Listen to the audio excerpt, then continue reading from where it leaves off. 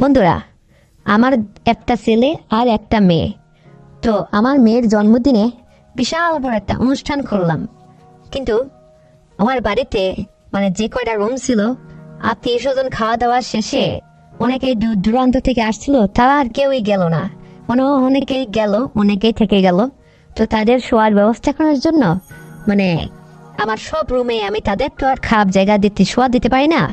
তো সবাইকে রুম ছেড়ে দিয়ে শোয়ার জায়গা করে দিলাম। আমার মেয়ে, তার বাবা, মানে তারা আলাদা একটা রুমে থাকলো, আর আমি স্টোর রুমে নিচতলায় যাই। স্টোর রুমেই হচ্ছে বিছানা দিয়ে মানে আমি আর আমার ছেলে দুজনে এক রুমে ঘুমালাম, মা ছেলে মেয়ে। তো আমার ছেলে বাইরে যাই হোক আড্ডা মাড্ডা মারতেছিল, আমি চুপচাপ ঘুমায় পড়ছি স্টোর রুমে। এখন ওর আব্বু আমাকে বলছিল যে তুমি যাই করো না করো স্টোর রুমে ঘুমাও না, অন্তত এই ফ্লোরের উপর তলায় মেঝেতে হলো একটু ঘুমাও। তো আমি এটা না মেনে আমি দেখলাম যে আসলে যারা আমার মেহমান তাদের তো আর খারাপ জায়গায় শুতে দেওয়া যায় না, তাদেরই আমি সব খাট বিছানা রুম ছেড়ে দিয়ে আমি আসলে স্টোর রুমে যে মানে শোয়ার ব্যবস্থা করলাম। কিন্তু আমাদের স্টোর রুমটা এতটা নোংরা ছিল না, মোটামুটি বেশ ভালোই ছিল। তাই ওখানে শোয়ার ব্যবস্থা করলাম, আর আমার ছেলেটা আমাকে বললো জামু মানে স্টোর রুমেই না হয় তুমিও ঘুমাও আমিও ঘুমাই।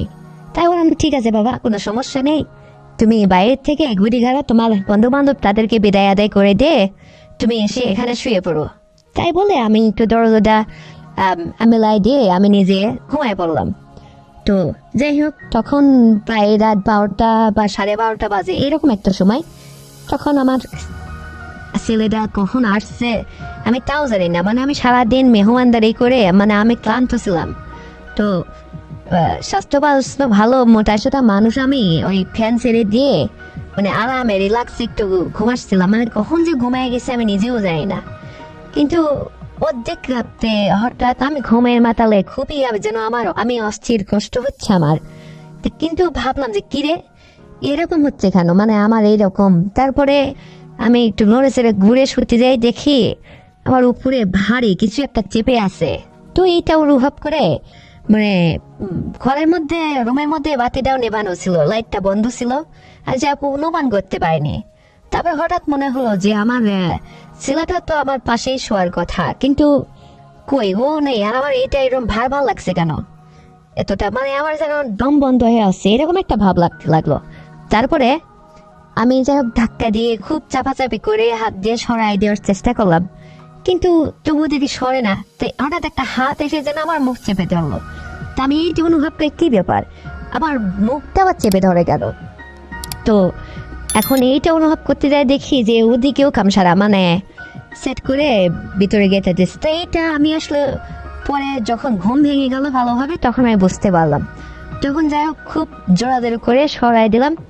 তখন দেখি যে না, আমার ছেলেই তো আসলে ঘুমের মাথায়, আমি ঘুমায় রয়েছি, সে এসে মানে আমাকে এইভাবে ইয়ে করতেছে। তো আমি তাকে বললাম যে তুমি এটা করতেছে কেন? আর তখন বলতেছে যে আম্মু আমি তোমার মুখ চেপে ধরছি এই জন্য যাতে তুমি মানে চিল্লায় বা কাউকে কোনো কিছু না বলো, এই জন্য তোমার মুখে হাত দিয়ে আমি রাখছিলাম যে ঘুমের ঘরে যদি তুমি উঠে পড়ো।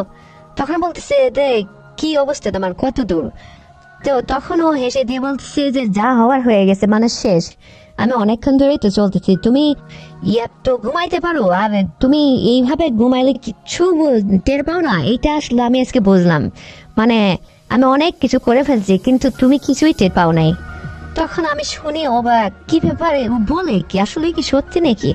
তো পরে আমি কিছুক্ষণ পরে ওর কথা শুনে মানে আমি একটু মানে কেমন যেন একটা অবাক হয়ে গেলাম, ওর অবাক দৃষ্টিতে তাকায় রলাম ওর দিকে। তারপর আমি বলতেছি যে মুখটা ছাড়ো, তুমি কোনো কিছু, আমি কাউকে কিছু বলবো না, তুমি না আমার ছেলে, তো তোমার কথা আমি কি কাউকে বলি? যাই হোক আমার কাছে কেমন যেন একটা মানে ব্যথা বা অসহ্যকর মনে হচ্ছিল, আর কেমন যেন আমার মধ্যে একটা বিরক্তকর লাগতেছিল। তখন আমি বাথরুমে গেলাম, যে যাই হোক বাথরুমে যাই নিজে একটু পরীক্ষা করে দেখলাম যে তাই তোর মানে সবকিছু এরকম এলোপাতাড়ি ভেজা। তো এইটা অনুভব করে আমি বুঝলাম যে সারছে তাহলে, মানে আমি যতক্ষণে ঘুমাইছিলাম এর মধ্যে সবই হয়ে ও মানে ও সেরে ফেলছে। তো এইটা ইয়ে করে আমি একটু খুব ক্লান্ত বোধ করতেছিলাম, আসলে সারাটা দিন মেহমানদারি করছি তো, মানে শরীরটাও ভালো ছিল না। আর এর মধ্যে যে ও এসে আমার ঘুমের ঘরে এরকম করে সবকিছু করে ফেলছে, কতক্ষণ ধরে বা করছে কে জানে। তারপরে আমার যখন ঘুমটা ভাঙছে তখন তো আমি নড়চড়া করে মানে কোনো একটা কিছু ভারী অনুভব করে ধাক্কা দিচ্ছিলাম, কিন্তু বরং সে একটা হাত এসে যেন অন্ধকারে আমার মুখটা চেপে ধরছে। তখনই আমি খুব পাঁচটা করে বুঝতে পারলাম যে আমার ছেলে। তো তখন যাই হোক ওকে কিছু বললাম না, না বলে ওকে আমি বললাম যে ঠিক আছে তুমি এটা যখন করছো ঠিক আছে, তুমি এই রুমে ঘুমাও, আমি আসলে তোমার কাছে এটা আশা করিনি বাবা, আর আমি এটা কাউকে বলবো না। আমি রুম থেকে বের হয়ে যাচ্ছি, আমি অন্য ফ্লোরে যেয়ে ঘুমাই, তোমাকে বিশ্বাস নেই, তুমি আবার কখন কি তোমার হয় কাকে মনে করে কি করো। তখন ও আমাকে বলতেছে যে একটা কথা বলবা না, তাই বলে আমার মানে চুল চেপে ধরছে, ধরে বলতেছে যে এখানে চুপচাপ ঘুমায় পড়ো। তো আমি যাই হোক মনটা মানে আমার অখুশি লাগতেছিল। আমি বাইরে থেকে একটু বেরিয়ে এসে দেখলাম যে কোথাও জায়গা নেই, সব রুম ভরপুর মানে মেহমান শুয়ে আছে, যে তাদের তো আর খারাপ জায়গায় শোয়ানো যায় না, তাদের এই জন্য রুম ছেড়ে দিয়ে আমি স্টোর রুমে ঘুমাইছি। তারপরে এসে আবার দরজা লাগিয়ে দিয়ে আমি শুয়ে পড়লাম। এখন প্রায় রাত শেষের দিকে তখনও আমি আবার ক্লান্ত শরীর তো ঘুমিয়ে পড়ছি, তখনও দেখি ওই একই অবস্থা, মানে ধুমসে চলতেছে। তখন আমি বুঝতে পেরে আমি কি আর কিছু বলতেছি না, তো যা হয় হোক তো, মানে ছেলে তো আপনাকেও না, তো কিছু না বলে আমারও খুব ভালো লাগতেছিল। অনেক সময় পরে সে দেখি যে সেই বা কত পারে, মানে একসময় ওর সবকিছু শেষ হয়ে গেল, পরে আমাকে বলতেছে জাম্মু এখন তো সবারই মেহমানদারি করতে হবে, উঠে পড়ো। তো যাই হোক একদম শেষ রাত্রে শুভ সাদিকের আগে আমি উঠে পড়লাম, উঠে ওকে সাথে করে বললাম যে ঠিক আছে তাহলে মেহমানদারি করতে হলে তোমারও করতে হবে, তোমারও মেহমান আছে আমারও মেহমান আছে, চলো মা ছেলে দুজনে গোসল সেরে নিয়ে তারপরে হচ্ছে সবাইকে আবার নাস্তা টাস্তা বানিয়ে খেতে দিই। তো তারপরে থেকে বন্ধুরা মানে আমার ছেলে যেন একটা অভ্যাসে পরিণত হয়ে গেল, লজ্জা ভয় ভেঙে গেল।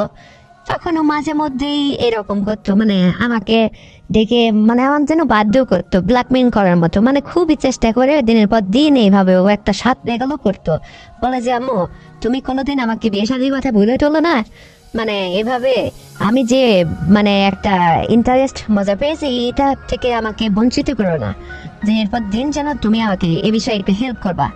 তো আমি আর আমারও আসলে ভালোই লাগতো, মানে ছেলে মানুষ তো মানে খুব করেই ও করতো। তো তারপর থেকে আমি নিয়মিতই ওকে যাই হোক সহযোগিতা করতাম, সবকিছু দিতাম, ও করতো। আর ওর সার্বিক সেবা যত্ন যা কিছু একটু বেশি বেশি করে করতাম, কারণ আমি আমাকেও এতবার যখন মানে লজ্জা ভেঙে দিয়ে উপকার করা শুরু করলো তা আমার খুব ভালো লাগতো বন্ধুরা।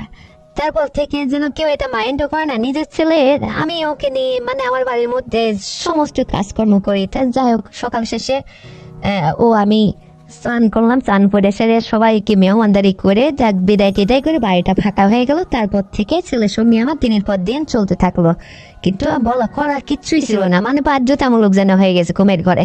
তো বন্ধুরা আমাদের গল্পটি যদি তোমাদের একান্ত ভালো লেগে থাকে তাহলে এক্ষুনি চ্যানেলটিকে সাবস্ক্রাইব করে দাও, ভিডিওতে একটা লাইক দাও আর শেয়ার করে অন্যকে দেখার সুযোগ করে দাও। আর হ্যাঁ বন্ধুরা আরো সুন্দর ভিডিও নিয়ে আসছি, ততক্ষণে অপেক্ষায় থাকো, নিজের স্বাস্থ্যের যত্ন নিও। আল্লাহ হাফেজ।